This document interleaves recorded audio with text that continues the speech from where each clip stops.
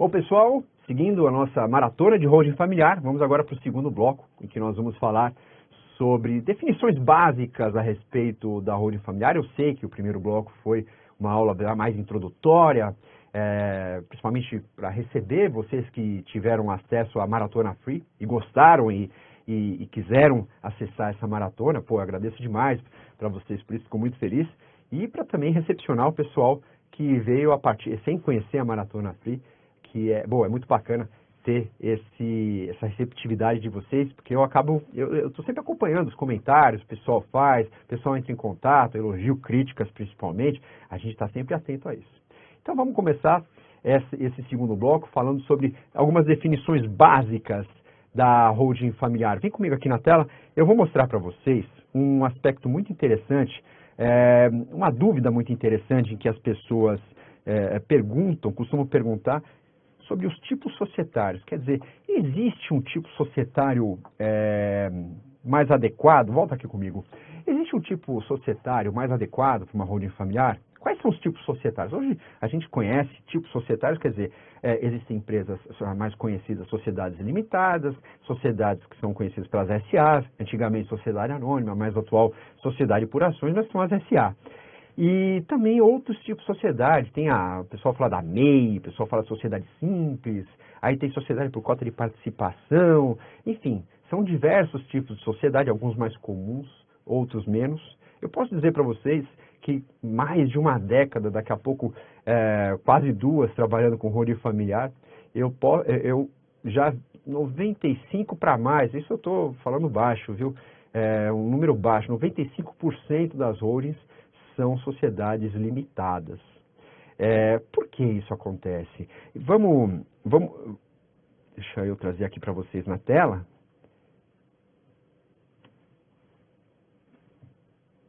Vamos lá.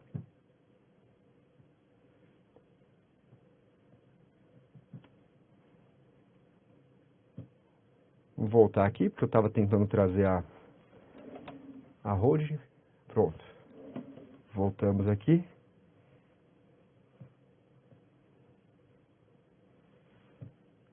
Novamente. Não está saindo, não está voltando. Aqui, muito bem. Vamos fazer então uma comparação. É assim mesmo, quando a gente está gravando ao vivo acontece, principalmente quando o professor se embanana com o PowerPoint. Mas vamos lá, eu vou fazer uma comparação entre os dois tipos societários mais comuns em que a gente encontra as holdings familiares. Eu vou fazer uma comparação aqui para vocês, por que algumas pessoas preferem as sociedades limitadas e por que a maioria prefere a sociedade limitada e por que outras famílias preferem as sociedades por ações. Vem comigo aqui na tela que eu vou mostrar para vocês. A sociedade empresária limitada, na sociedade empresária limitada, a responsabilidade do sócio ela é limitada ao valor de sua cota social. O que isso quer dizer? Volta aqui comigo.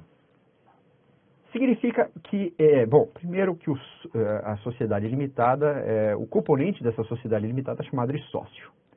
Para vocês terem uma base de comparação, o componente de uma sociedade anônima, uma sociedade por ações, é o acionista. Então, já começa a nomenclatura mudando por aí, né? Essa primeira diferença. A responsabilidade do sócio ela é limitada ao valor de sua cota social, quer dizer, ele só tem, primeiro ele tem a obrigação de integralizar aquele valor que ele declara. Quando você abre uma empresa, você declara que aquela empresa vai ter um capital social de 100 mil. E aqueles sócios vão integralizar cada um 20, vamos dizer 5 sócios, cada um vai integralizar 20 mil. Então ele tem o dever de pagar 20 mil para compor o capital daquela empresa.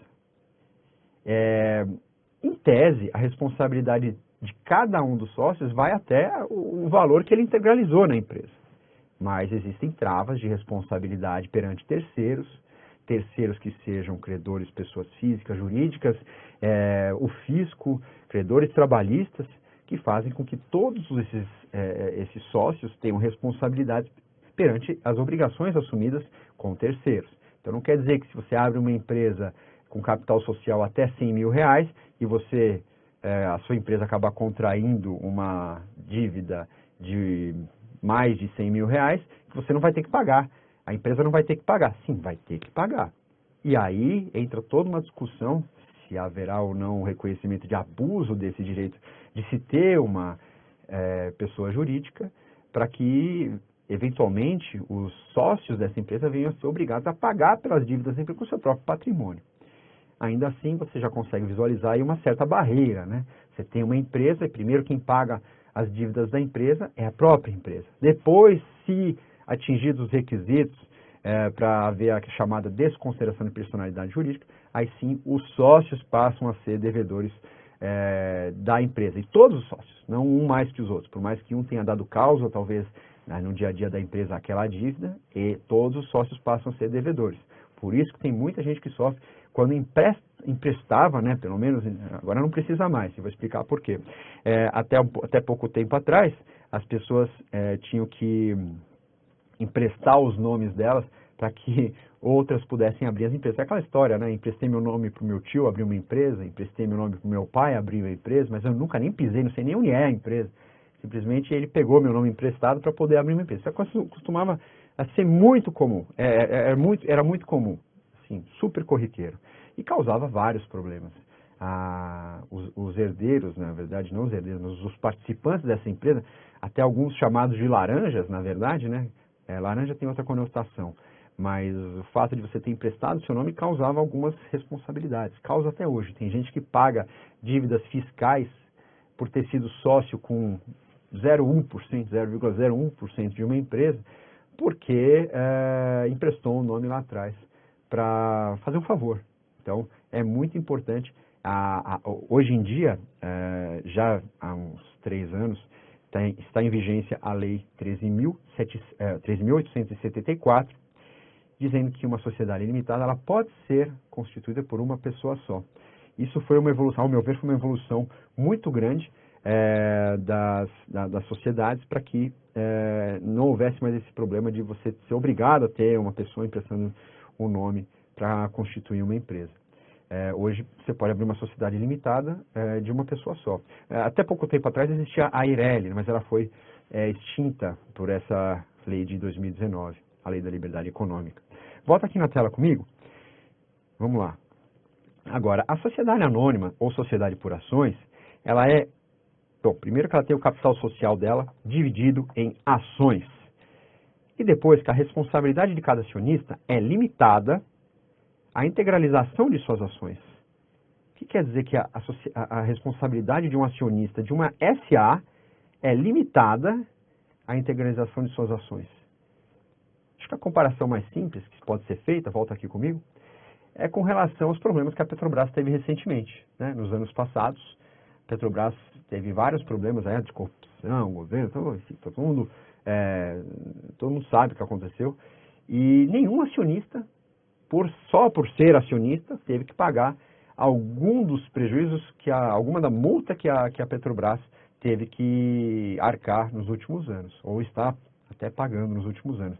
O único problema que eles enfrentaram foi a desvalorização da sua ação. Então, a gente pode até pensar o seguinte: uma sociedade anônima, ela tem uma responsabilidade até mais limitada do que a sociedade limitada em si. Meio louco, né? Mas, se você for pensar... Então tá, Diogo. Então, quer dizer, a sociedade anônima, ela é melhor para fazer uma holding? Depende. A sociedade anônima, para ser gerida, ela é mais complexa, ela tem regras mais complexas.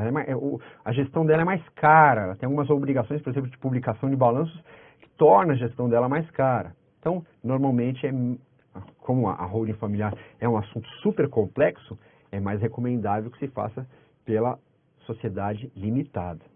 Agora, outro aspecto que eu queria trazer aqui para vocês é uma dúvida que surge, volta aqui na tela comigo, sobre os tipos de holding familiar. Muito se fala, vou mudar um pouquinho, vou colocar um marca-texto aqui, muito se fala sobre que tipos de holding familiar existem. Vocês vão encontrar, vem aqui comigo, vocês vão encontrar várias definições. Dependendo do doutrinador, ele vai dar a definição que ele mesmo determinar para aquela obra que ele está redigindo. Mas a verdade é que, pelo menos ao meu ver, existem dois tipos de holding. A holding pura, que é aquela empresa originalmente constituída apenas para participar dos lucros de outras empresas. Ela não tem outra função. Ela é uma empresa que, até pelo pela quantidade de atividades desenvolvida por aquele grupo empresarial, por aquela família.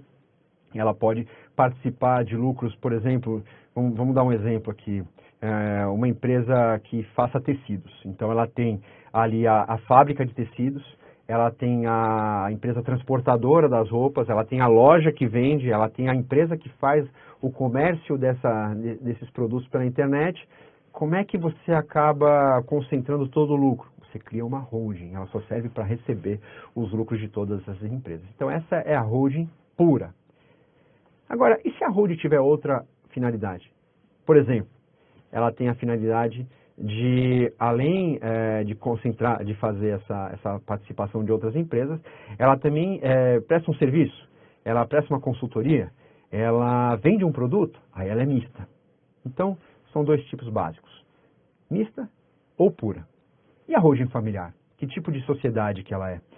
A holding familiar ela é uma sociedade mista. Por quê? Além de ela, por ser holding, poder participar das outras empresas do próprio grupo familiar, e eu já dei exemplo no primeiro bloco, em que eu falava que poderia existir ali duas torres, lembram desse exemplo? Podia ter existido duas torres, uma torre comercial e uma torre residencial. E aí existiria uma holding ali em cima para oferir lucros da comercial e, eventualmente, aquela residência que fosse vendida também servir fazer com que essa empresa concentradora de lucros recebesse esses valores decorrentes da venda dessa residência num futuro. Então, a holding familiar, ela é uma empresa que tem aspectos da tradicional holding de participação em lucros, mas ela tem a característica específica de concentrar o patrimônio e fazer a gestão do patrimônio familiar, a administração, a compra e venda desses imóveis da família. Vamos seguir aqui. Uma coisa importante que eu queria trazer para vocês, traz a tela que eu quero fazer só para grifar aqui e trazer a atenção de vocês para esse assunto bem importante que envolve holding familiar, blindagem patrimonial. Vou colorir bastante aqui em amarelo para deixar bem evidente para vocês, já que a gente está caminhando para o final dessa nossa segunda aula. Vem aqui comigo. Holding familiar é blindagem patrimonial? É blindagem? Olha, gente, eu vou dar um exemplo. Faca. Faca você tem na sua casa.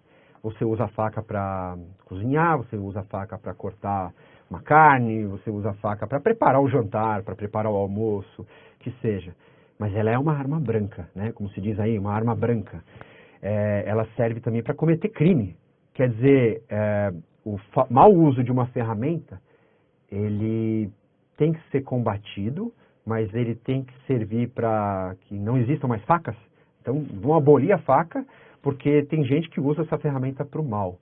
Essa comparação vamos fazer com a holding familiar e com a blindagem patrimonial. Esse instituto usado para o mal é blindagem patrimonial. O instituto usado para o bem é holding familiar. E é aí que a gente divide o que é o bom uso do direito do mau uso do direito. Quando vocês ouvirem falar, e normalmente é isso que sai na mídia, né? Não existe família fez holding familiar e viveu feliz para sempre. Isso nem vende. É uma notícia que não se vende.